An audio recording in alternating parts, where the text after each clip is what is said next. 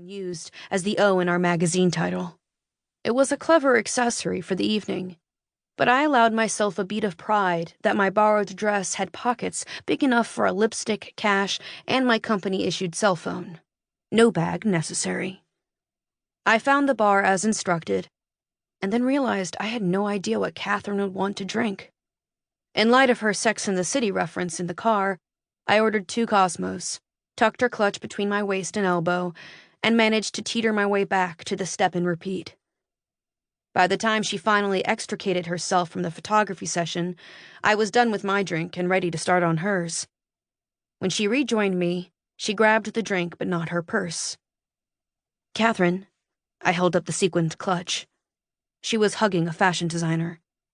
"Do you need—" Then the mayor. I ended up following her around with that stupid purse all night long, leaving only to get drinks, which I decided to vary wildly as the night went on. If she noticed, she didn't say anything. And Catherine Lancaster would definitely speak up if she disapproved. These days, if I treated an assistant that way, I'd worry they'd take to Twitter or call in a blind item to page 6.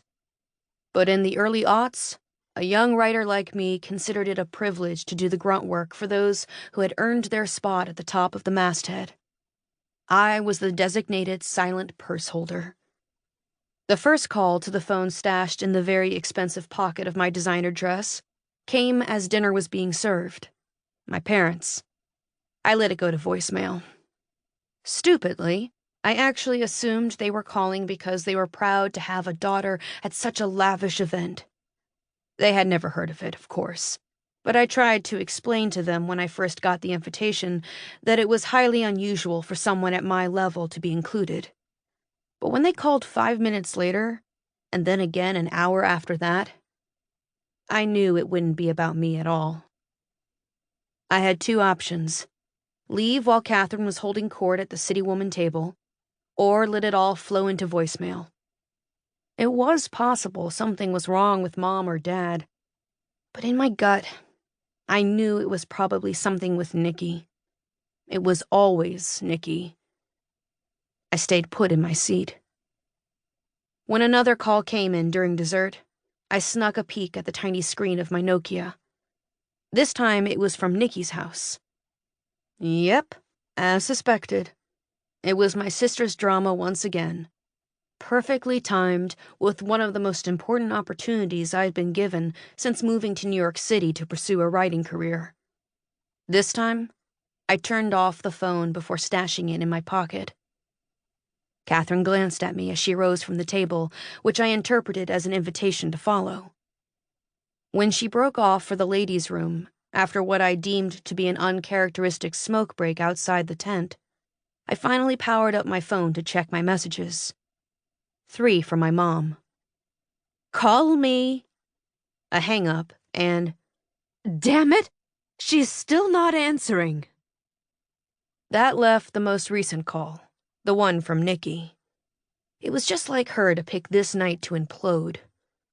When I pressed 1 to listen, it wasn't Nikki's voice that I heard. It was her husband, Adam.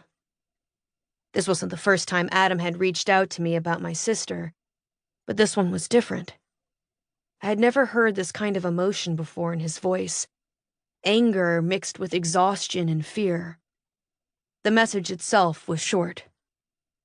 "Call me when you can, okay? It's important." He left me the number of the cell phone he used for work. I repeated it over and over again in my head until I dialed it. When he picked up after 2 rings, he laid out the facts like a lawyer, not a husband. Nikki was at the Cleveland Clinic. As he spoke, while A-list actors and socialites mingled around me, I pictured my sister, her long honey-brown hair plastered against her shoulder blades, pool-soaked clothing clinging to her thin frame. And the baby, I still called him a baby at least, spitting up chlorinated water from his tiny lungs. "I can't keep going through this with her, Chloe. Not with a child in the picture. She could have really hurt him. If I hadn't walked outside." I started to protest that Nikki would never hurt her son, but realized